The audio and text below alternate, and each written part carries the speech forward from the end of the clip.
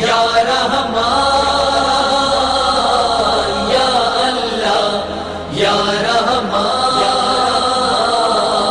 یا اللہ یا رحمان۔ السلام علیکم ناظرین، منصف ٹی وی کے پروگرام راہ ہدایت میں آپ کا خیر مقدم ہے۔ میں ہوں آپ کا میزبان محمد حسام الدین، اور اس وقت اسٹوڈیو میں ہمارے ساتھ موجود ہیں مفتی شوکت ثنا قاسمی صاحب۔ ناظرین، جیسا کہ ہم آپ جانتے ہیں کہ پروگرام راہ ہدایت شرعی، دینی، اسلامی، مذہبی پروگرام ہے جس میں آپ ہم سے براہ راست سوالات کر سکتے ہیں۔ اس وقت آپ کی ٹیلی ویژن اسکرین پر جو ٹیلی فون نمبرات دکھائے جا رہے ہیں اس پر آپ ہمیں ٹیلی فون کر سکتے ہیں۔ انشاءاللہ قرآن و حدیث کی صحیح روشنی میں مفتی شوکت ثنا قاسمی صاحب آپ کے سوالات کے تشفی بخش جوابات دیں گے۔ ہم آپ سے یہ کہنا چاہیں گے کہ جس وقت آپ ٹیلی فون پر ہم سے بات کریں اس وقت اپنا ٹیلی ویژن کی والیوم، ٹیلی ویژن کی آواز کو دھیمی کر دیں، آہستہ کر دیں، تاکہ آپ کی آواز ہم تک بہتر طریقے سے پہنچ سکے اور ہماری آواز بھی آپ تک صحیح اور بہتر انداز میں پہنچ سکے۔ دوسری بات یہ ہے کہ کسی خاص مسلک کے تعلق سے یا پھر اس طریقے کے اختلافی سوالات نہ ہوں، بلکہ زیادہ سے زیادہ اس بات کی آپ کوشش کریں کہ معلومات حاصل کرنے کے لیے، دین کا صحیح علم، صحیح شعور، صحیح فہم حاصل کرنے کے لیے آپ سوالات کریں۔ انشاءاللہ مفتی شوکت ثنا قاسمی صاحب آپ کے سوالات کے جوابات دیں گے۔ اس وقت کولکتہ سے ایک کالر ہمارے ساتھ ہیں، انہیں پروگرام میں ہم شامل کرتے ہیں۔ السلام علیکم۔ وعلیکم السلام۔ پروگرام میں آپ کا خیر مقدم ہے، آپ اپنا نام بتائیں، کولکتہ سے آپ کال کر رہے ہیں؟ کلکتہ سے جی ہاں، میرا سوال یہ ہے پہلا جی پہلا سوال یہ ہے کہ مسلمان بھائی میں جو بھی حقیقہ ہوتا ہے جی جی محترم، ہماری آپ سے خواہش ہے کہ آپ اپنے ٹی وی کی آواز کو کم کر دیں تاکہ آپ کی آواز صحیح طریقے سے ہم تک پہنچ سکے۔ ہاں، کم ہو گیا۔ جی فرمائیں۔ ہاں، کلکتہ۔ جی کہنا یہ ہے کہ حقیقہ جس انسان کو نہیں ہوا ہو، اگر اس کا نکاح ہوتا ہے بغیر حقیقہ کا، تو کیا نکاح جائز ہے؟ جی بہت بہتر، انشاءاللہ آپ کے سوال کا جواب دیا جائے گا۔ ایک اور مرتبہ اگر کوئی اور سوال ہے آپ کا؟ نہیں، ایک سوال ہے۔ جی بہت بہتر، ضرور انشاءاللہ۔ محمد رؤوف صاحب اس وقت پٹنہ سے ہمارے ساتھ فون لائن پر ہیں۔ السلام علیکم۔ السلام علیکم۔ وعلیکم السلام ورحمۃ اللہ، خیریت سے؟ جی الحمدللہ۔ نعیم صاحب آپ کال کر رہے ہیں، فرمائیے کیا سوال ہے آپ کا؟ جی میرا سوال ہے، ماشاء اللہ ہم تو پانچوں وقت نماز کی پابندی ہے۔ ہلو جی جی فرمائیں، آپ ذرا اونچی آواز میں، بلند آواز میں سوال کریں۔ جی دوسرا کیا ہے کہ ہم لوگ جہاں تمام پیسے کو دیتے ہیں مسجد میں اور یا اور کہیں بھی، جی تو وہ ثواب جو میرے والد اور میری ماں اہلیہ انتقال کر گئی ہے ان کو ثواب ہوگا کہ نہیں ہوگا؟ جی دوسرا بات یہ ہے کہ پٹنہ کے بعد جو 100 کلومیٹر جاتے ہیں تو وہاں جو نماز ہم لوگ جو پڑھتے ہیں قصر کی، تو وہ واپسی میں جب پٹنہ آئے تو وہ نماز ہوگی کہ نہیں مکمل؟ جی واپسی میں پٹنہ پہنچنے کے بعد آپ مطلب کہنے کا مطلب جو قصر کی نماز ہے وہاں پڑھیں گے، اگر وہاں نہیں پڑھ پائے تو کیا پھر واپس پٹنہ آئیں گے تو ہم کو کیا کیسا پڑھنا ہوگا کہ جو پڑھتے ہیں سنت وہی پڑھنا ہوگا؟ جی جی بہت بہتر، ضرور انشاءاللہ آپ کے سوال کا جواب دیا جائے گا۔ عبداللطیف صاحب اس وقت نظام آباد سے ہمارے ساتھ فون لائن پر ہیں، انہیں پروگرام میں شامل کرتے ہیں۔ السلام علیکم۔ وعلیکم السلام۔ عبداللطیف صاحب پروگرام میں خیر مقدم ہے، فرمائیے کیا سوال ہے آپ کا؟ یہ میرا سوال ہے، دو سوال ہے میرے۔ جی جب ڈلیوری ہوتی، جب بچہ جب مر کے پیدا ہوتا سمجھو، جی تو ان کو نماز جنازہ پڑھا سکتے ہیں یا نہیں؟ پھر قبرستان میں بھی لے آ کے نیا کپڑا بنا کے جی لے آ سکتے ہیں اور نماز جنازہ بھی پڑھ سکتے ہیں، نہیں تو ویسے لے آنا؟ جی انتقال ہو گئے بس۔ جی عبداللطیف صاحب دوسرا سوال فرمائیں۔ دوسرا سوال یہ ہے کہ میرے والدہ والد سب کا انتقال ہوا سو ہے، جی تو ان کے بجائے کسی کو اور کسی کو بھی چاہ سکتے کیا؟ جی کیا ان اور کا آپ کی طرف سے یہ گزارش ہے کہ والدہ والد صاحب کے ہاتھ سے کچھ تو بھی ایک روز ایک حدیث سنائیے تو اچھا رہتا آج کے ماحول کے حساب سے، جی والدین کے کیا حقوق ہے؟ جی ضرور انشاءاللہ آپ کے سوال کا خیال رکھیں گے، انشاءاللہ صاحب آپ کو آپ کے سوال کا جواب دیں گے۔ بہت بہت شکریہ ہمارے ساتھ جڑنے، ہمیں کال کرنے کا۔ مفتی صاحب سب سے پہلے تو ہم آپ کا پروگرام میں خیر مقدم کرتے ہیں، اور ساتھ ہی آج کے پہلے کالر کولکتہ سے انہوں نے ہمیں سوال کیا ہے۔ ان کا سوال یہ ہے کہ اگر کسی مسلمان کا عقیقہ نہیں ہوا ہو تو کیا وہ نکاح اس کا درست ہوگا؟ کیا نکاح سے قبل اس کو اپنا عقیقہ کرنا ہوگا؟ عقیقہ یہ مستحب اور مسنون ہے، کوئی لازم و فرض نہیں ہے، اور دوسری بات یہ ہے کہ عقیقہ کا وقت مقرر ہے کہ 7ویں دن کیا جائے یا 14ویں دن کیا جائے یا اسی طریقے سے 21ویں دن کیا جائے. یہ 3 تاریخ مقرر ہے، احادیث سے ثابت ہے کہ ان 3 تاریخوں میں عقیقہ کر لیا جائے. اگر ان 3 تاریخوں میں عقیقہ نہیں کیا گیا تو پھر عقیقہ کا وقت استحباب ختم ہو جاتا ہے. اس کے بعد حسب سہولت کبھی کر سکتے ہیں، لیکن عقیقہ کی جو فضیلت ہے وہ فضیلت حاصل نہیں ہوگی. تو حاصل یہ ہوا کہ اگر کسی نے عقیقہ نہیں کیا تو اس کے نکاح پر یا اس کے ولیمے پر کوئی اثر نہیں پڑے گا بلا کسی کراہت و قباحت کے. واقع وہ ولیمہ بھی کر سکتا ہے، شادی بھی کر سکتا ہے، اور شادی میں یعنی ولیمہ کے ساتھ عقیقہ کرنا ضروری نہیں ہے. مفتی صاحب پٹنہ سے نعیم صاحب نے ہم سے سوال کیا ہے، ان کی آواز ہم تک برابر سے نہیں پہنچ رہی تھی. ان کا سوال غالباً پہلا یہ تھا کہ والدین کی جانب سے اگر ایصال ثواب کے لیے اگر کچھ رقم صرف کی جائے تو کیا ان کا یہ ثواب ان تک پہنچتا ہے؟ مساجد میں جو کچھ ہے آپ چندہ دیتے ہیں جمعہ کے دن، یا مدارس میں اگر آپ چندہ دیتے ہیں اور وہ پیسہ دیتے وقت اگر آپ نیت کر لیں کہ اس کا ثواب میرے والد والدہ یا دیگر رشتہ داروں کو پہنچ جائے، تو آپ کے نیت کر لینے کی وجہ سے انشاءاللہ تبارک و تعالی اس کا ثواب آپ کے تمام رشتہ داروں کو یکساں طور پر پہنچ جائے گا. لیکن اگر آپ نیت نہیں کریں گے تو ظاہر سی بات ہے اس صدقے کا ثواب صرف آپ کو ہی پہنچے گا. دوسرا سوال ان کا یہ تھا کہ اگر ہم سفر میں ہوں اور وہاں پر قصر کی نماز کسی وجہ سے نہ پڑھ سکے ہوں تو واپس آنے پر کس طریقے سے اس نماز کو پورا کیا جائے گا؟ کیا وہ نماز قصر کے ساتھ ہی پڑھی جائے گی یا پھر اس سے مکمل پوری نماز پڑھنی پڑے گی؟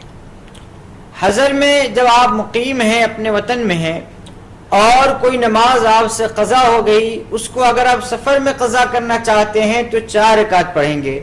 اسی طرح سفر کی نماز اگر کسی وجہ سے سفر میں آپ نہ پڑھ سکے، آپ اپنے وطن میں آ کر پڑھنا چاہتے ہیں تو اس میں بھی قصر کریں گے، یعنی 4 رکعت والی نماز کو 2 رکعت ہی پڑھیں گے. تو سفر کی نماز کی قضا 2 رکعت ہوگی، چاہے آپ سفر میں رہ کر کرے یا حضر میں یعنی وطن آنے کے بعد کرے. وطن میں چھوٹی ہوئی نماز کی قضا چاہے آپ وطن میں کرے چاہے سفر میں کرے، بہر صورت 4 کرنی پڑے گی. عبداللطیف صاحب نے نظام آباد سے سوال کیا ہے کہ اگر لڑکی بچہ اگر پیدا ہونے سے قبل ہی اس کی وفات ہو جائے، ماں کے پیٹ سے وہ مرا ہوا پیدا ہو، تو اس صورت میں نماز جنازہ کا کیا حکم ہے؟ اگر بچہ مرا ہوا پیدا ہو اور پیدائش کے وقت زندگی کی کوئی علامت اس کے اندر نہ پائی جائے تو ایسی صورت میں اس پر نماز جنازہ بھی نہیں ہے، بلکہ اس کو ایک کپڑے میں لپیٹ کر دفن کر دیا جائے گا. نیا کپڑا پہنانا یا کوئی خاص کپڑے کا انتظام کرنا ضروری نہیں ہے. لیکن اگر بچہ پیدا ہوتے وقت اس پر زندگی کی کوئی علامت پائی گئی، چاہے وہ 1 مرتبہ آواز لگایا ہو یا سانس چل رہی ہو، اور پیدا ہونے کے اگرچہ کہ وہ 10 یا 20 منٹ یا 5 منٹ کی بات کیوں نہ مر گیا، پھر اس پر زندوں کے احکام ثابت ہوں گے. اس کو نہلایا جائے گا، اس کو کفنایا جائے گا اور اس پر نماز جنازہ پڑھی جائے گی. مفتی عبداللطیف صاحب نظام آباد سے یہ چاہتے ہیں کہ والدین کے حقوق کے تعلق سے بھی آپ کچھ بیان فرمائیں. اس سے قبل ہم ایک کالر کو پروگرام میں شامل کرتے ہیں. نظام آباد سے زوہا ہمارے ساتھ اس وقت فون لائن پر ہیں. السلام علیکم. السلام علیکم. وعلیکم السلام. پروگرام میں آپ کا خیال میں زوہا بات کر رہی آدمور سے. میرے 2 سوال ہے. ایک سوال دیکھو، میرے گھر میں 7 نندے ہیں اور 7 ہے، میں کتنا اچھا کر رہی بھی تو میرے ساتھ بہت بدسلوکی کرتے وہ لوگ، اور میں جو بھی کہتی میں اچھے صاف دل سے کہی بھی تو انہیں غلط مطلب نکال رہے. ہاں، اب شادی ہو کے میری 15-20 سال ہو گیا، لیکن میرے ساتھ ابھی بھی وہی سلوک ہے ان کا. جی ہاں. اور میں مکان بن رہی ہوں، گھر کا کام چل رہا، وہ گھر کا کام چل رہا، جیسا گھر کا کام شروع کرے ویسا میرے ساتھ کرکری ہے. دیکھ کے لوگ، میرے سسرال کے لوگ بہت یہ کر رہے. جی بہن، انشاءاللہ ضرور. مفتی صاحب، ہم نے آپ کے سوال کو پروگرام میں شامل کیا ہے. ضرور انشاءاللہ مفتی صاحب آپ کے سوال کا جواب دیں گے. اس وقت ورنگل سے ایک کالر ہمارے ساتھ فون لائن پر ہیں. رحمت خان صاحب، السلام علیکم. وعلیکم السلام. प्रोग्राम में आपका खैर मकदम है, फरमाइए क्या सवाल है आपका। हाँ, मेरा सवाल ये है कि जब नजर लगती ना, उसकी दुआ क्या पढ़ना, नजर लगने के क्या क्या निशानियां हैं, और उस निशानियां आ गए तो उसको दुआ क्या पढ़ना, और ये जिन्नात जो है ना जी, ये इनकी पैदाइश है और इनकी मौत भी आती है क़यामत तक जी। ये बहुत बेहतर, जरूर इंशाल्लाह आपके सवाल का जवाब साहब देंगे। कानपुर से इस वक्त शौकत अली साहब हमारे साथ फोन लाइन पर हैं। अस्सलाम वालेकुम। अस्सलाम वालेकुम। वालेकुम। असद अली साहब कानपुर से, जी फरमाइए असद अली साहब क्या सवाल है आपका, प्रोग्राम में आपका खैर मकदम करते हैं। जी शुक्रिया।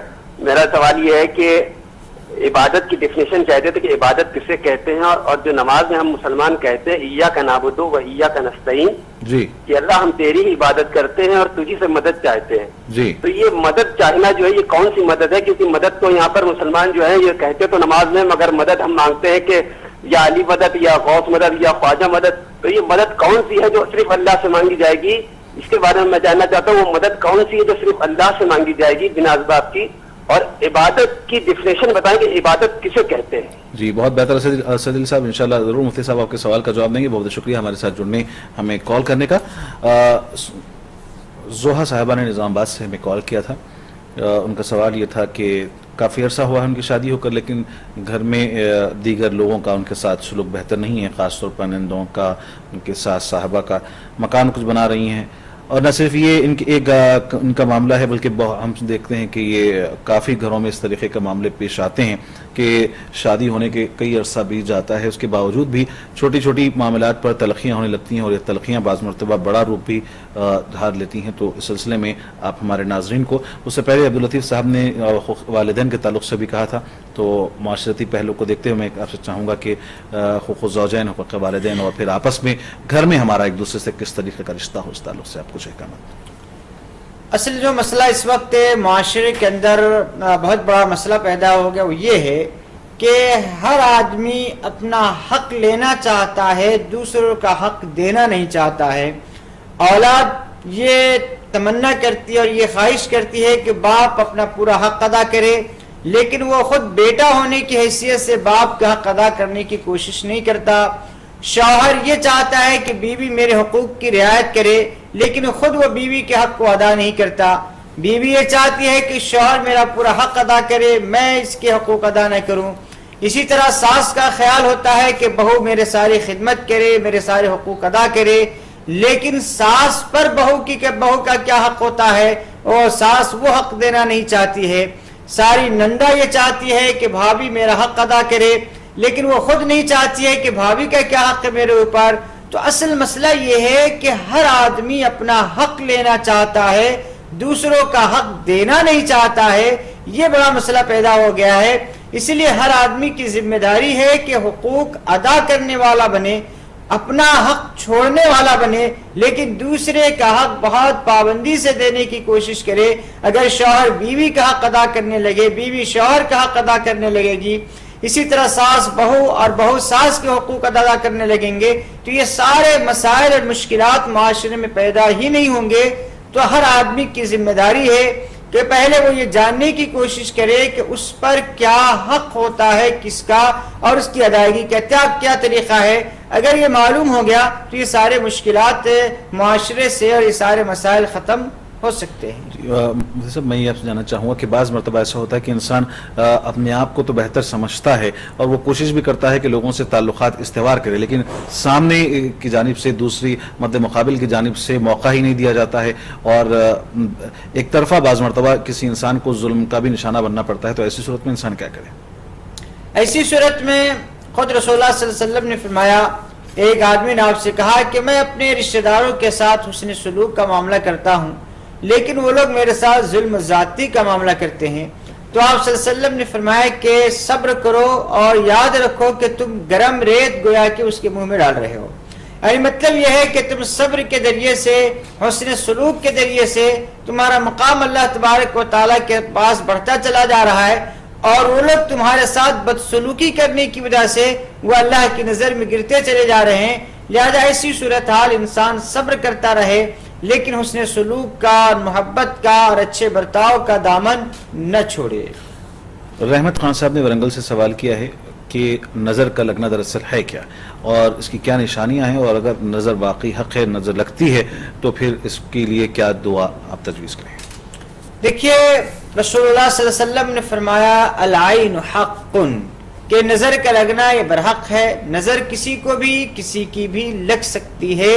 بسا اوقات انسان کو خود اپنی نظر بھی لگ جاتی ہے.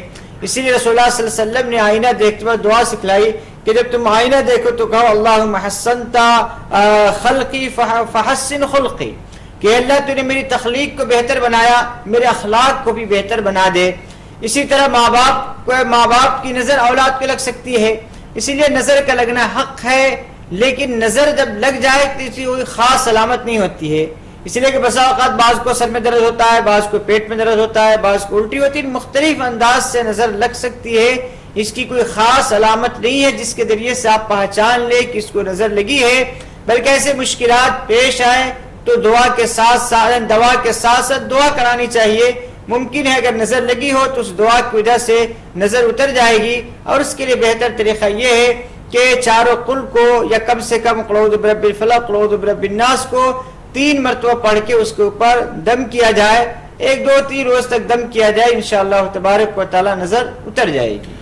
مجھے بچپن کا واقعہ یاد آ رہا ہے کہ ایسا بھی ہوتا تھا کہ کچھ نمک یا وارا جاتا تھا اور پھر اسے انگار میں پھینکا جاتا تھا، اور اس طریقے کی بہت ساری چیزیں شاید آپ نے بھی سنی اور دیکھی ہوں گی. تو کیا اس طریقے سے بھی کیا نظر کے لگنے کو دور کیا جا سکتا ہے؟ دیکھیے یہ سب ٹوٹکے ہیں جو گھروں میں اور بڑے بوڑھیوں کرتی ہیں، لیکن ظاہر سی بات ہے اس کا قرآن و سنت سے کوئی تعلق نہیں ہے. اس کا تعلق تجربات سے ہے. لہذا اگر کسی کو یہ تجربہ ہو کہ مرچی اتارنے سے یا کالا نمک اتارنے سے نظر اتر جاتی ہے تو اس کے تعلق کا، اس کا جو تجربہ سے تعلق ہے، اس کی بھی گنجائش ہو سکتی ہے. لیکن ظاہر سی بات ہے قرآنی آیات اور احادیث میں دعائیں موجود ہے، رسول اللہ صلی اللہ علیہ وسلم نے دعائیں سکھائی ہے. لہذا ان دعاؤں کو پڑھنا زیادہ بہتر ہے. صاحب ایک اور سوال رحمت خان صاحب کا ورنگل سے یہ تھا کہ جنات کی پیدائش اور موت بھی کیا واقع ہوتی ہے؟ جنات دراصل کس قسم کی مخلوق ہیں، اس کی آپ کچھ وضاحت کرتے چلیں. دیکھیے اللہ تبارک و تعالی نے 2 مخلوق کو یعنی انسان کو اور جنات کو شریعت کا مکلف بنایا. وما خلقت الجن والانس الا ليعبدون. اللہ خود فرماتا ہے کہ میں انسان اور جناتوں کو اس لیے پیدا کیا تاکہ وہ میری عبادت کرے. تو جس طرح انسان شریعت کے مکلف ہیں اسی طرح جنات بھی شریعت کے مکلف ہیں، اور انسانوں کی جتنی مشکلات ہیں اور انسانوں کے جتنے مسائل ہیں وہ سارے مشکلات، وہ سارے مسائل جناتوں کے بھی ہیں. جس طرح انسانوں کی اپنی دنیا ہے، انسانوں کے رہنے سہنے کے مکانات ہیں، ان کے پاس تولد و تناسل کا سلسلہ ہے، موت و حیات کا سلسلہ ہے، شادی بیاہ کا ہے. اسی طریقے سے جنات کے اندر بھی یہ ساری چیزیں پائی جاتی ہے. جس طرح انسانوں میں اچھے اور برے لوگ ہوتے ہیں، جناتوں میں بھی بہت بڑے بڑے اللہ کے اولیاء ہوتے ہیں، نیک اور متقی اور پرہیزگار ہوتے ہیں. ایسا نہیں ہے کہ سارے کے سارے جنات شریر ہی ہوتے ہیں جیسا کہ عام طور سے لوگوں کو یہ تصور ہو گیا ہے. حالانکہ یہ تصور بالکل غلط ہے. یہ الگ بات ہے کہ چونکہ شیطانوں کی ایک بڑی تعداد ہے جناتوں کی سے ملتی جلتی ہے، تو ہمیں کوئی ستاتا ہے تو ہم یہ سمجھتے ہیں کہ وہ جناتی ہے، حالانکہ وہ شیطان بھی ہو سکتا ہے. تو جنات میں بھی موت و حیات کا سلسلہ باقی ہے. یہ الگ بات ہے کہ جناتوں کی عمر بہت زیادہ ہوتی ہے، تقریباً 70 اور 80 سال میں تو لوگ بالغ ہوتے ہیں، اور 200 300 400 500 600 سال کی ان کی عمر ہوتی ہے. حاصل یہ ہے کہ وہ بھی انسانوں کی طرح شریعت کے مکلف ہیں. قیامت کے دن ان سے بھی حساب و کتاب ہوگا، اور ان کے لیے بھی جزا اور سزا اللہ تبارک و تعالی نے مقرر کیا ہے. مفتی صاحب اسد علی صاحب نے کانپور سے ہمیں سوال کیا ہے عبادت کا حقیقی ڈیفینیشن، اس کا مفہوم کیا ہے، اور خاص طور پر جو سورہ فاتحہ ہمیں یا کا نعبد یا کا نستعین ہم پڑھتے ہیں کہ اللہ تیری ہی ہم عبادت کرتے ہیں اور تجھی سے مدد مانگتے ہیں، اس کا کیا مطلب ہے؟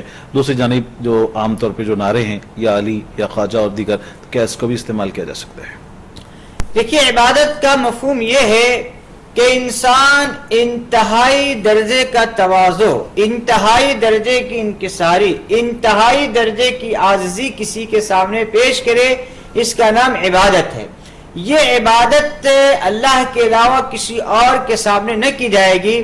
آپ نماز کو دیکھ لیجئے کہ نماز میں انتہائی درجے کی تواضع ہے اور انتہائی درجے کی عاجزی ہے اور انکساری ہے. تو عبادت کہتے ہیں در حقیقت جس میں انتہائی درجے کا تواضع تبارک و تعالیٰ کے سامنے اللہ کو راضی کرنے کے لیے پیش کیا جائے. دوسرا مسئلہ مدد کا ہے.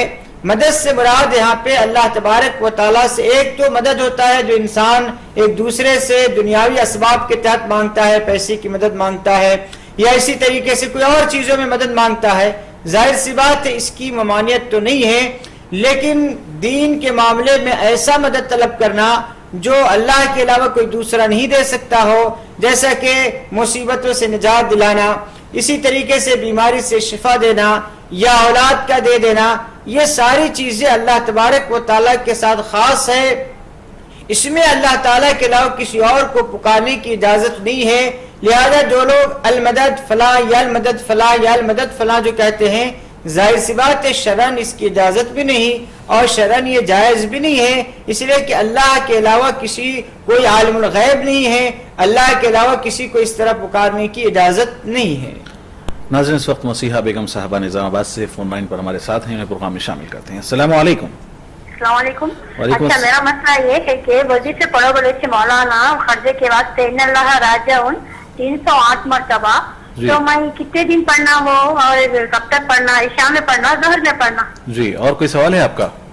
ہاں, وہ اس برکت کے واسطے اور اس ترقی کے واسطے بولنے کا تھا. جی بہت بہتر, انشاءاللہ ضرور مفتی صاحب آپ کے سوال کا جواب دیں گے. جناب عابد صاحب کریم نگر سے اس وقت فون لائن پر ہمارے ساتھ ہیں, انہیں بھی پروگرام میں شامل کرتے ہیں. السلام علیکم. السلام علیکم.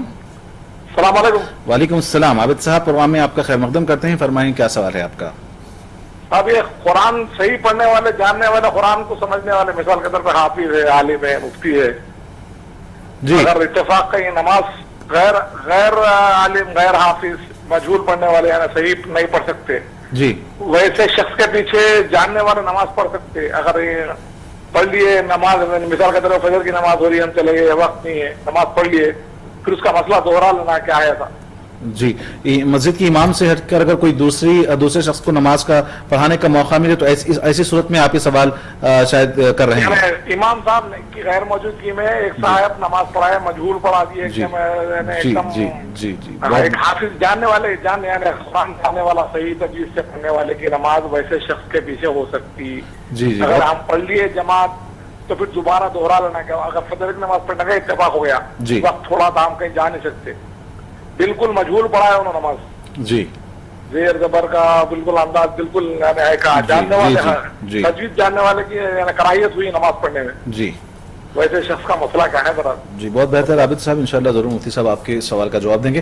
مفتی صاحب اس سے قبل مسیحہ بیگم صاحب نے نظام آباد سے ہمیں کال کیا تھا کہ وظیفے کا تعلق سے کہ 308 مرتبہ پڑھنا قرض کی دوری کے لیے اور تنقید سے دوری کے لیے کسی نے بتایا ہے, تو وظیفے کے کیا کوئی مخصوص خاص اوقات ہیں؟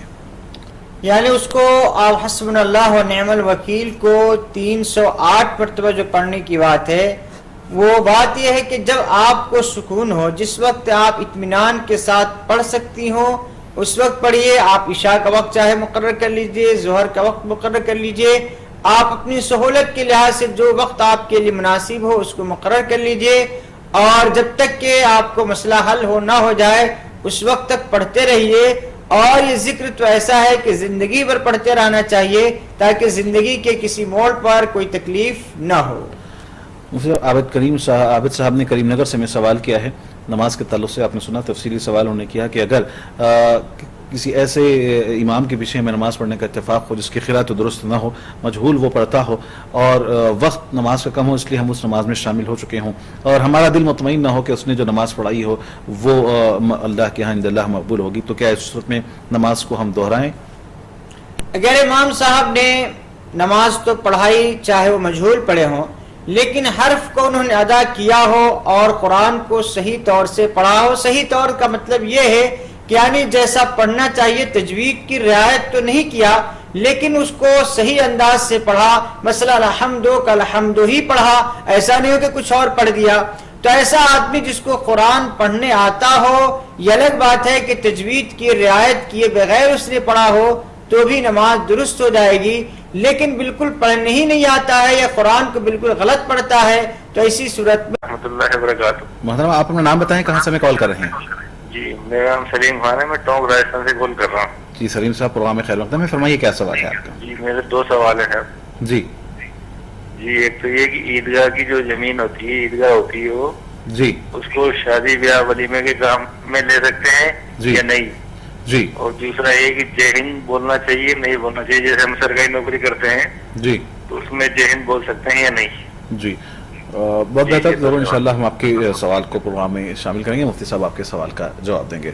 مفتی صاحب، راجستھان سے سلیم صاحب نے ابھی کال کیا ہے، ان کا سوال یہ ہے کہ عیدگاہ کی زمین جو ظاہر ہے کہ 2 عیدین کی نماز کے بعد خالی ہی رہتی ہے، تو کیا اسے کسی دوسرے مقصد میں، ایک تو اجتماعات ہے، جلسے وغیرہ ہوئے، اس کے علاوہ کیا اسے ذاتی اغراض و مقاصد کے لیے، شادی بیاہ کی تقاریب کے لیے استعمال کیا جا سکتا ہے؟ ایک اور مسئلہ میں اس میں جوڑنا چاہوں گا کہ عام طور پر عیدگاہ کو باقی دنوں میں کھیل کا میدان بھی بنا لیا جاتا ہے، تو کیا اس میں کھیل کی بھی اجازت ہے؟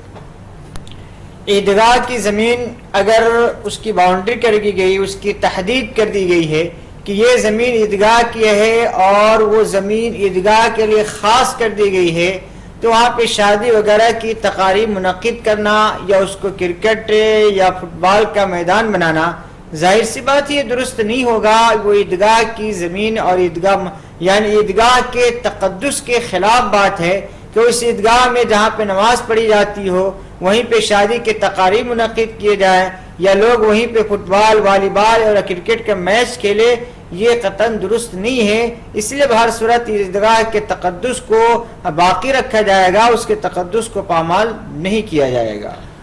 دوسرا سوال میرا یہ تھا کہ کیا جے ہند جو ایک ورڈ ہے، کیا ہم اسے استعمال کر سکتے ہیں؟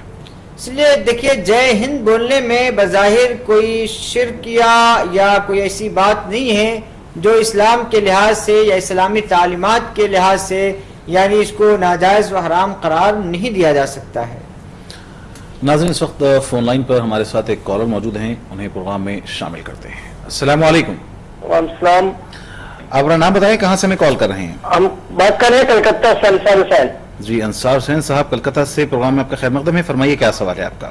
بول رہے ہیں جو ہمارے ایک مسجد ہے، جی یہ مسجد میں فجر اور عصر میں جی میں فجر کے نماز کے بعد اور عصر کے نماز کے بعد امام صاحب میں جہاں پر میں نے نماز امام سب پڑھاتے ہیں جی وہیں پر مسافہ کرتے ہیں، جی ٹھیک ہے؟ جی اور مسافہ کرنے کے بعد یہ کہاں تک درست ہے جو فجر اور عصر میں مسافہ کرتے ہیں؟ جی اور جمعہ کے روز جی جب ہم جمعہ ادا کر لیے، سنت نفل پڑھ لیے، جی پڑھنے کے بعد تو پھر امام صاحب یا نبی صلی ملائکہ پڑھتے ہیں، جی یہ کہاں تک درست ہے؟ جی بہت بہتر، ضرور انشاءاللہ ہم آپ کے سوال کو پروگرام میں شامل کریں گے، مفتی صاحب اس کا جواب دیں گے۔ ایک اور کالر اس وقت آن لائن پر محمد صاحب، یہ بھی کولکتہ سے ہمیں کال کر رہے ہیں، ان کے پروگرام میں شامل کرتے ہیں۔ السلام علیکم۔ وعلیکم السلام۔ پروگرام میں آپ کا خیر مقدم ہے، فرمائیے کیا سوال ہے آپ کا؟ سوال یہ ہے کہ اللہ نے قرآن شریف میں فرمایا آپ کچھ بلند آواز میں اپنی آواز کو کچھ بڑھا کر اگر آپ بات کریں۔ ٹھیک ہے، اللہ تعالیٰ نے قرآن شریف میں فرمایا ہے جی نیک بندوں کو میں حور دوں گا، جی نیک عورت کو کیا ملے گا؟ جی بہت بہتر سوال، ساری خواتین کی طرف سے آپ نے نمائندگی کی ہے، بہت جی۔ اور کوئی اور سوال ہے آپ کا؟ نہیں، اور سوال نہیں ہے۔ جی بہت بہتر، انشاءاللہ ہم آپ کے بھی سوال کا پروگرام میں شامل کریں گے۔ بہت بہت شکریہ ہمارے ساتھ جڑنے، پروگرام میں شامل ہونے کا۔ سلیم صاحب راجستھان، شاید ان کا جواب ہم نے دے دیا۔ انصار حسین صاحب نے، انہوں نے بھی کولکتہ سے ہمیں سوال کیا ہے کہ جس مسجد میں وہ نماز پڑھتے ہیں تو وہاں پر فجر اور عصر کے بعد امام صاحب مقتدیوں سے، مسجد کے مصلیوں سے مصافحہ کرتے ہیں، یہ کہاں تک درست ہے؟ خاص طور پہ فجر اور عصر کے بعد کیا ایسا کرنا، مصافحہ لوگوں سے کرنا، ملاقات کرنا درست ہے، بہتر ہے؟ دوسرا، جمعہ کے روز جو سلام پڑھا جاتا ہے عام طور پر مساجد میں، اس کے تعلق سے آپ کیا کہیں گے؟ دیکھیے، دین کے معاملے میں اقتدا قرآن و سنت کی ہوگی، رسول اللہ صلی اللہ علیہ وسلم کے اعمال کی ہوگی اور آپ صلی اللہ علیہ وسلم کے فرمان کی ہوگی۔ رسول اللہ صلی اللہ علیہ وسلم نے 10 سال تک کے مدینے میں نماز پڑھائی ہے، لیکن باضابطہ کسی نماز کے بعد آپ مصلی پر بیٹھ کر یعنی مصافحہ کے لیے بیٹھے ہوں، ایسی کوئی روایت کسی کتاب میں موجود نہیں ہے۔ اسی لیے آپ کے جو امام صاحب کرتے ہیں کہ باقی 3 وقت میں مسافہ نہیں کرتے ہیں، 2 وقت میں مسافہ کرتے ہیں، آپ خود امام صاحب سے پوچھئے کہ یہ 2 وقت مسافہ کرنے کی دلیل کس حدیث میں ہے یا کس روایت میں ہے، یہ بتا دیجئے۔ تو ان سے آپ خود سوال کیجئے کہ مسافہ کی دلیل بتائیے، 3 وقت میں نہیں کرتے ہیں اور یہ 2 وقت میں مسافہ کرنے کی وجہ کیا ہے۔ رہا مسافہ کرنے کا، اگر امام صاحب باہر نکل رہے ہیں، کوئی یہیں مسافہ کر لیا تو اس کی کوئی ممانعت نہیں ہے، لیکن باضابطہ مصلی پر مصافحہ کے لیے ہی بیٹھنا ظاہر سی بات ہے یہ قرآن و سنت سے ثابت نہیں ہے۔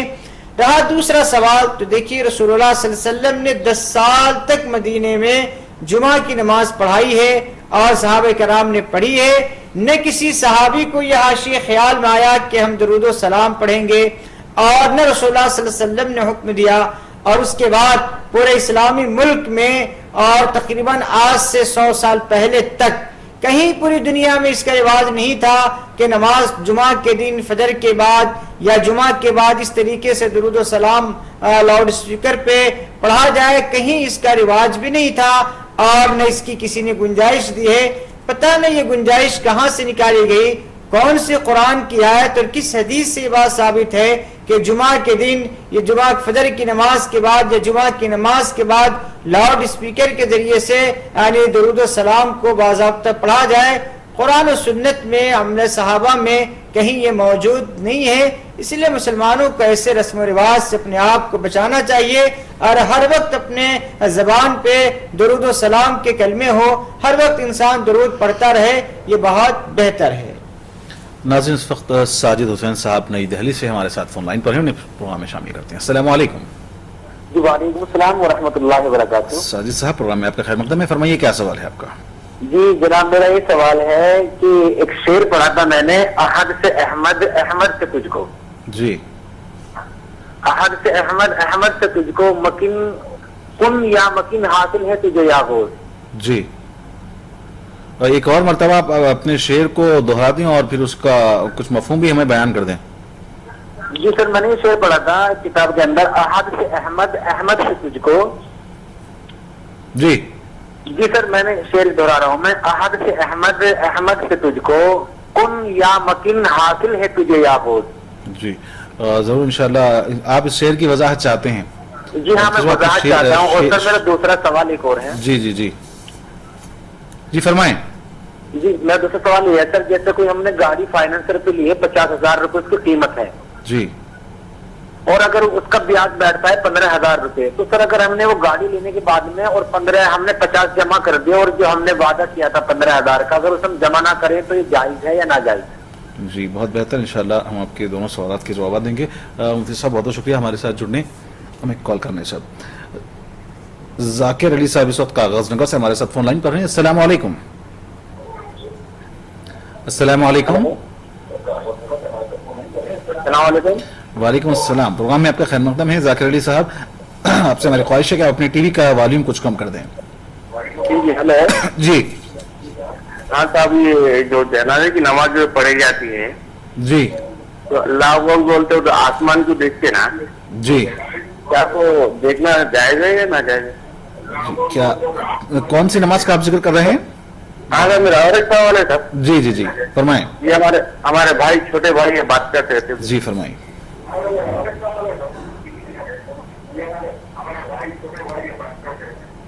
جی محترم،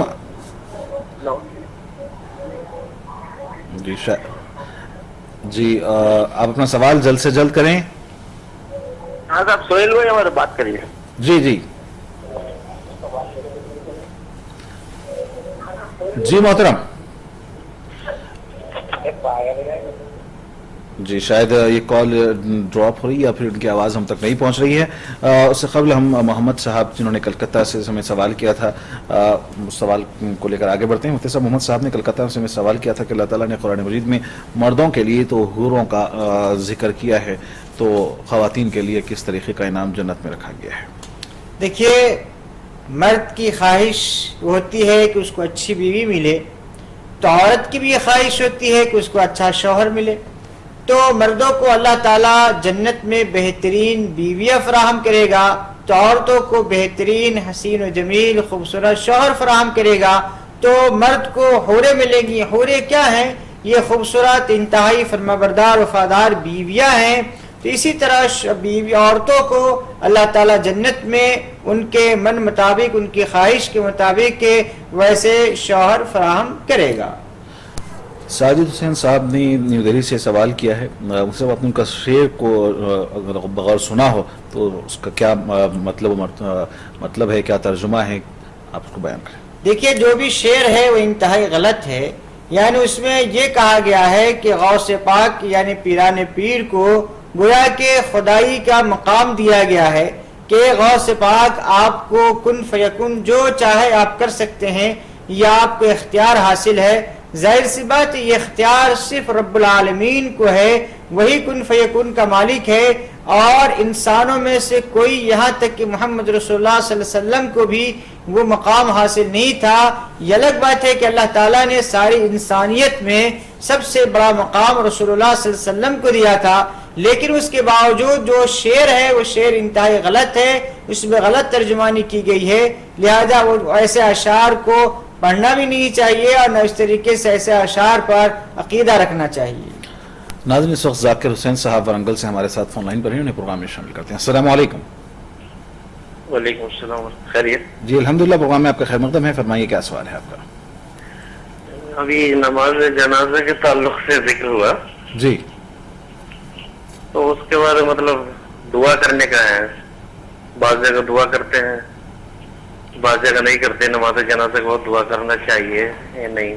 جی نماز جنازہ اس سے پہلے سوال ذکر کر رہے تھے صحابہ کے زمانے میں مطلب اس طرح نہیں تھا. سرکار کے زمانے میں درود السلام جمعہ کے دن پڑھتے تھے، تو اس وقت تو مائک تھا ہی نہیں کہ درود السلام نہیں پڑھتے تھے مائک میں.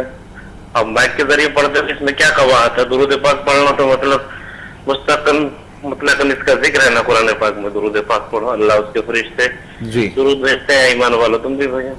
جی سرکار کے زمانے میں صحابہ کے زمانے مائک کا سسٹم نہیں تھا. اب ہے تو اب پڑھنے میں کیا قواعد ہے وہی پوچھنا چاہ رہا ہوں. جی بہت بہتر. آپ نے ہمارے پروگرام کو بغور سنا اور پھر ایک اور سوال آپ نے سوال پہ سوال داغا ہے. ضرور انشاءاللہ آپ کے اس سوال کا بھی جواب دیا جائے گا. رحمان صاحب بیجاپور سے، عبد الرحمان صاحب ہمارے ساتھ فون لائن پر ہیں. السلام علیکم. ہلو السلام علیکم. جی پروگرام میں آپ کا خیر مقدم ہے. عبد الرحمان صاحب فرمائیے کیا سوال ہے آپ کا؟ ہاں یہ جناب یہ بور مارنے کا وہ کون سے طریقے سے مارنا ہے؟ یہ کیا پہلے کس کو دکھلا کے بور مارنا کیسا ہے شریعت میں؟ ایک اور مرتبہ آپ کچھ بلند آواز میں اپنا سوال دہرا دیں. یہ پانی کا بور مارتے ہیں، بورویل. پانی کا بورویل؟ ہاں جی پانی کا بور. جی ہاں وہ مارنا ہو تو اگر یہ کسی کو دکھلا کے ایسا مارتے ہیں، یہ صحیح ہے یا غلط ہے؟ جی ٹھیک ہے، انشاءاللہ ضرور آپ کے سوال کا جواب دیا جائے گا. اپنے ناظرین سے یہ کہتے چلیں کہ آپ سوالات پہلے اپنے پاس تیار رکھیں تاکہ کم وقت میں زیادہ سے زیادہ سوالات ہم لوگوں کے لے سکیں، اور کچھ بلند آواز سے اگر آپ سے بات کریں تو بہتر طریقے سے آپ کی آواز ہم تک پہنچ سکتی ہے. ذاکر علی صاحب، اس سے قبل ساجد حسین صاحب کا ایک اور سوال تھا گاڑی کے تعلق سے کہ اگر ہم گاڑی کسی سے خریدتے ہیں اور اس کی قسط وار اگر اس کا پیمنٹ ہمیں ادا کرنا ہے اور اگر اس کی پیمنٹ کو ہم صحیح طریقے سے ادا نہ کریں تو کیا جائز ہے؟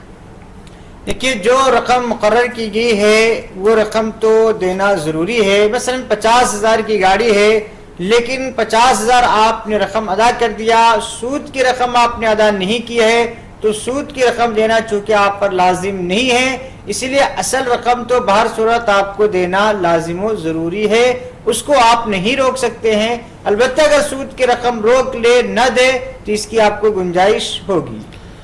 ذاکر علی صاحب نے کاغذ نگر سے سوال کیا ہے کہ کیا نماز جنازہ کے دوران سر ہم آسمان کی طرف اٹھا سکتے ہیں؟ دیکھیے نماز کے اندر کوئی بھی نماز ہو خشوع اور خضوع مطلوب ہے. نماز جنازہ میں جو یہ بات مشہور ہے کہ تکبیر کہتے وقت چہرے کو آسمان کی طرف اٹھایا جائے، یہ بالکل غلط بات ہے. چہرے آسمان کی طرف نہیں اٹھائے جائیں بلکہ نگاہیں نیچے رکھی جائے. چونکہ اللہ کے دربار میں آپ ٹھہرے ہوئے ہیں تو جسم کے ہر اعضاء اللہ کی طرف متوجہ ہو اور خشوع اور خضوع کا اظہار ہو رہا ہو. ایک اور سوال ذاکر حسین صاحب نے ورنگل سے ہمیں کیا ہے جنازے کے تعلق سے. جاننا چاہتے ہیں کہ نماز جنازہ کے بعد کیا دعا کرنا ضروری ہے؟ عام طور پر مساجد میں ہم دیکھتے ہیں کہ نماز جنازہ کے بعد بعض مقامات پر دعا ہوتی ہے، بعض مقامات پر نماز جنازہ کے فوری بعد جنازے کو لے کر قبرستان جایا جاتا ہے. نماز جنازہ یہ در حقیقت دعا ہی ہے، اسی لیے آپ دیکھیے اس میں پہلی مرتبہ ثنا پڑھتے ہیں پہلی تکبیر کے بعد جس میں اللہ کی تعریف ہے، دوسری تکبیر میں رسول اللہ صلی اللہ علیہ وسلم پہ درود و سلام بھیجتے ہیں، تیسری تکبیر میں باضابطہ اس میت کے لیے زندہ اور مردوں کے لیے دعا کی جاتی ہے۔ تو نماز جنازہ تو خود دعا ہے، تو پھر نماز جنازہ کے بعد پھر دعا کرنے کا کیا مطلب ہوتا ہے؟ اسی لیے نماز جنازہ کے بعد دعا کرنا یہ ثابت بھی نہیں ہے اور بہتر بھی نہیں ہے۔ البتہ تدفین کے بعد دعا کرنا چونکہ رسول اللہ صلی اللہ علیہ وسلم سے ثابت ہے، تو نماز جنازہ کے بعد تدفین کی جائے، تدفین کے بعد جو دعا ہوتی ہے وہ در حقیقت مردوں کے حساب و کتاب میں آسانی اور استقامت کے لیے دعا کی جاتی ہے اور عذاب قبر سے حفاظت کے لیے دعا کی جاتی ہے، اسی لیے تدفین کے بعد دعا کی جا سکتی ہے۔ مجھ سے ایک اور سوال میں جڑنا چاہوں گا کہ تدفین کے بعد کیا مراحل ہیں، تدفین کے بعد کس طریقے سے دعا کی جائے؟ پھر یہ بھی دیکھنے میں آتا ہے کہ تدفین کے بعد 40 قدم دور جا کر وہاں پر بھی کچھ لوگ ٹھہر کر دوبارہ سے دعا کرتے ہیں، تو تدفین کے بعد کے کیا احکامات ہیں؟ دیکھیے تدفین ہونے کے فوری بعد تدفین جب مکمل ہو جائے تو اس کے بعد دعا کی جائے، ایسا نہیں ہے کہ اس کے بعد 40 قدم جائے پھر دعا کرے، بالکل تدفین ہو جانے کے بعد وہیں ٹھہر کر قبلے کی طرف متوجہ ہو کر دعا کی جائے۔ دعا کے مکمل ہونے کے بعد سارے لوگ اپنے اپنے ضروریات میں مصروف ہو جائیں، وہاں سے نکل جائے، پھر وہاں سے 40 قدم ڈال کر پھر رک کر دعا کرنا، اس طرح سے کوئی روایت نبی علیہ الصلوۃ والسلام سے ثابت نہیں ہے۔ مفتی ذاکر حسین صاحب نے ورنگل سے جو سوال کیا، ایک دوسرا سوال ان کا یہ تھا کہ ابھی آپ نے جو جواب دیا تھا نماز جمعہ کے روز فجر کے بعد یا پھر جمعہ کی نماز کے بعد جو لاؤڈ اسپیکر پر سلام پڑھا جاتا ہے، ذاکر حسین صاحب نے ورنگل سے دوبارہ اس پر یہ سوال کیا ہے کہ اس وقت تو جب نبی کریم صلی اللہ علیہ وسلم خود مدینہ میں موجود تھے، بنفس نفیس موجود تھے، آج وہ ہمارے درمیان نہیں ہیں، ہمارے سامنے نہیں ہیں، تو ایسی صورت میں اگر ہم درود شریف درود پاک جس کا پڑھنے کے احکامات خود قرآن و سنت سے ثابت ہیں، تو کیا درود شریف یا سلام کا پڑھنا اگر مائک میں پڑھتے ہیں تو کیا حرج ہے؟ مثلا ان کا سوال یہ تھا کہ رسول اللہ صلی اللہ علیہ وسلم کے زمانے میں مائک نہیں تھا، اسی لیے مائک پر نہیں پڑھتے تھے۔ آپ کا سوال ہی غلط ہے۔ دیکھیے رسول اللہ صلی اللہ علیہ وسلم کے زمانے میں مائک نہیں تھا، لیکن اجتماعی طور پر صحابہ کھڑ کر سلام پڑھ سکتے تھے، جیسا کہ آج کل مسجدوں میں ہوتا کیا ہے کہ سارے لوگ اجتماعی طور پر ٹھہر جاتے ہیں اور ٹھہرنے کے بعد سلام پڑھتے ہیں۔ تو اگرچہ کہ اس زمانے میں مائک نہیں تھا لیکن اجتماعی طور پر ٹھہر کے سلام پڑھ سکتے تھے۔ کیا سلام کا مقصد جو آج آپ لوگ پڑھتے ہیں پورے دنیا کے لوگوں کو سنانا ہے یا رسول اللہ صلی اللہ علیہ وسلم تک پہنچانا ہے؟ تو رسول اللہ صلی اللہ علیہ وسلم تک اگر درود و سلام پہنچانا ہے تو آپ مائک پہ پڑھیے تو یا کہیں تنہائی میں پڑھیے تو وہ درود و سلام کو پہنچایا جاتا ہے۔ اگر آپ کا مقصد لوگوں کو سنانا ہے تو بالکل آپ سنائیے، مائک پر نہیں، 10 مائک لگا لیجئے، لیکن رسول اللہ صلی اللہ علیہ وسلم کی خدمت میں درود و سلام کا نذرانہ پیش کرنا ہے۔ تو جس طریقے سے آج لاؤڈ اسپیکر ہے، اس زمانے میں صحابہ ممبر کے پاس محراب کے پاس ٹھہر کر پڑھ سکتے تھے، لیکن اس کے باوجود نہیں پڑھا۔ پھر رسول اللہ صلی اللہ علیہ وسلم کا دور ختم ہو گیا، صحابہ کا دور آیا، تابعین کا دور آیا، تبع تابعین کا دور آیا، لیکن اس کا کوئی رواج نہیں تھا۔ رہا یہ مسئلہ یہ کہنا کہ اس میں کیا حرج ہے، سب سے بڑا حرج یہ ہے کہ جو عمل قرآن سے ثابت نہ ہو، حدیث سے ثابت نہ ہو، صحابہ سے ثابت نہ ہو، تابعین سے ثابت نہ ہو، تبع تابعین سے ثابت نہ ہو، ائمہ متبوعین سے ثابت نہ ہو، بزرگان دین سے ثابت نہ ہو، اس عمل کو آپ کریں گے تو ظاہر سی بات ہے وہ عمل عبادت نہیں ہوگی، کوئی اور چیز ہوگی۔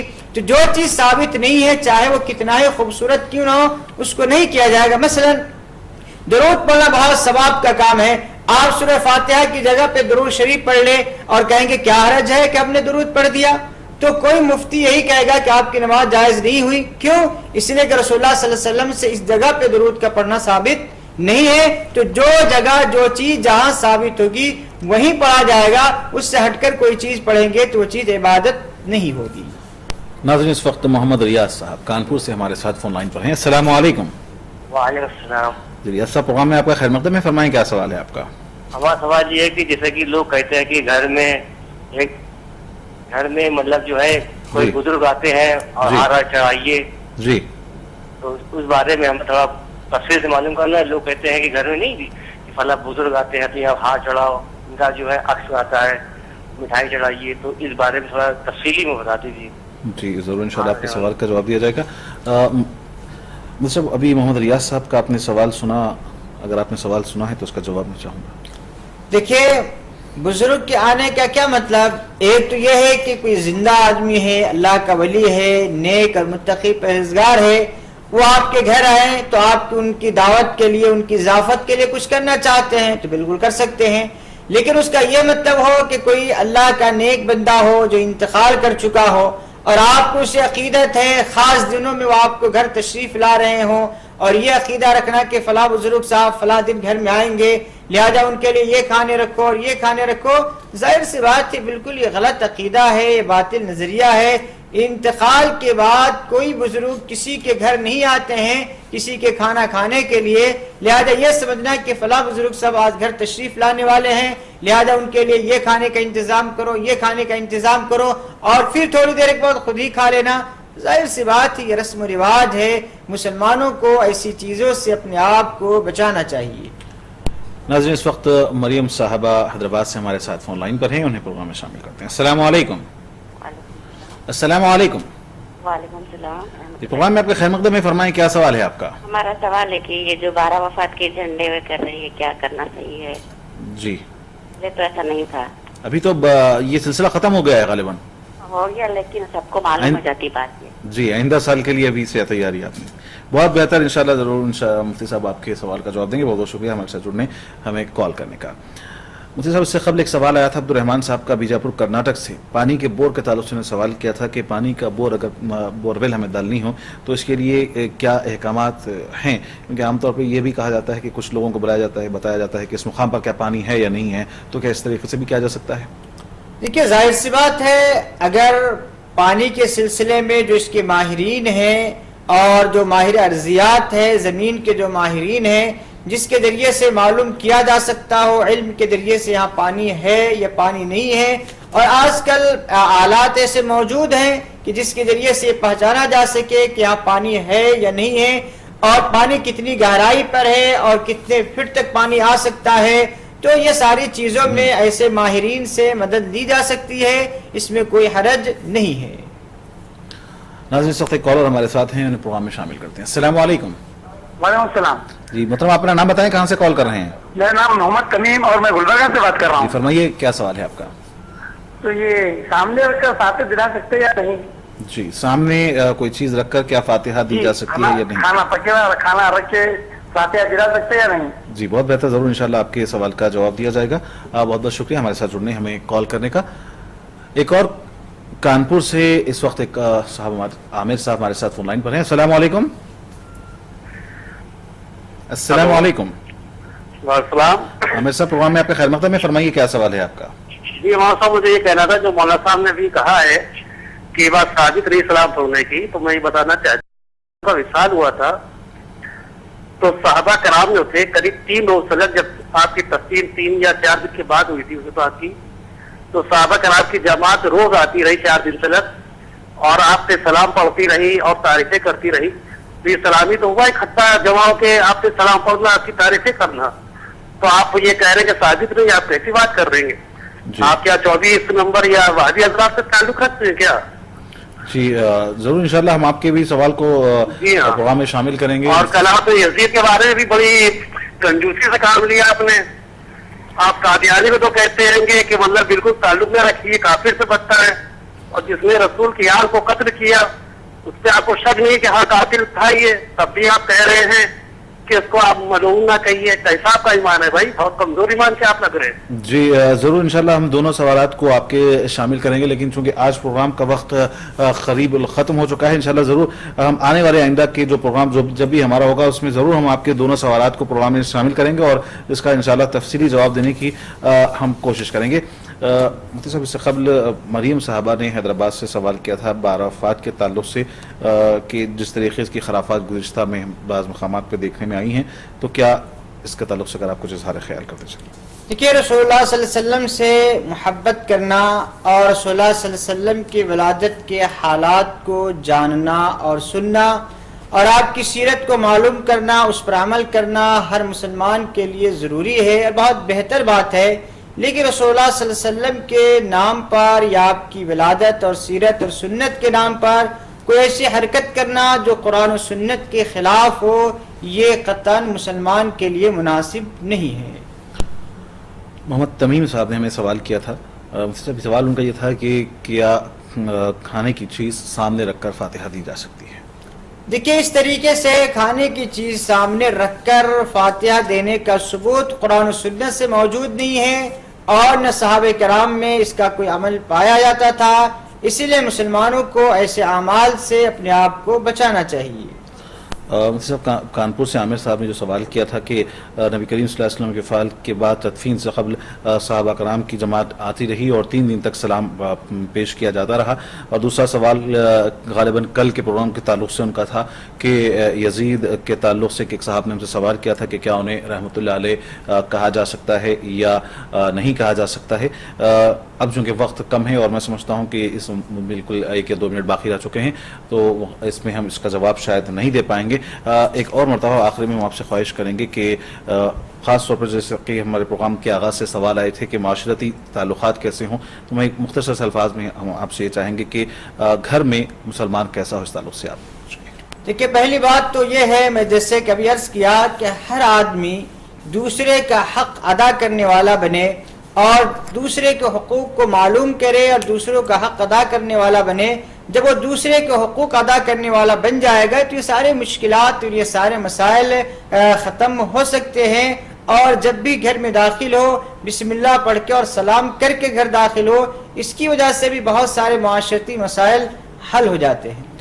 بالکل صحیح کہا مصطفیٰ آپ نے کہ اگر ہم قرآن و سنت پر عمل کریں گے تو ظاہر ہے کہ ہمارے جو مسائل ہیں، گھر کے مسائل ہوں، باہر کے مسائل ہوں، ضرور وہ حل ہو سکتے ہیں۔ بہرحال ناظرین، ہم آپ کے مشکور ہیں کہ آپ نے ہمارے پروگرام کو بغور سماعت فرمایا، آپ ہمارے پروگرام کا حصہ بنے، اور ساتھ ہی ہم مفتی شوکت ثنا قاسمی صاحب کے بھی مشکور ہیں کہ انہوں نے ہمارے لیے وقت نکالا اور قرآن و حدیث کی روشنی میں پروگرام راہ ہدایت میں آپ کے سوالات کی تشفی بخش جوابات دیے۔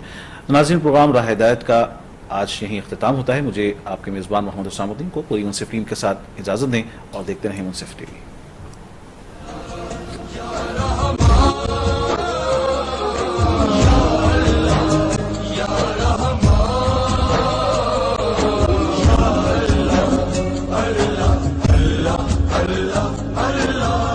تیری رحمت کے طلبگار ہیں ہم، یہ وجہ ہے کہ گناہگار ہیں ہم، تیری رحمت کے طلبگار ہیں ہم، یہ وجہ ہے کہ گناہگار ہیں ہم، ہاں گناہگار ہیں ہم، ہنسیات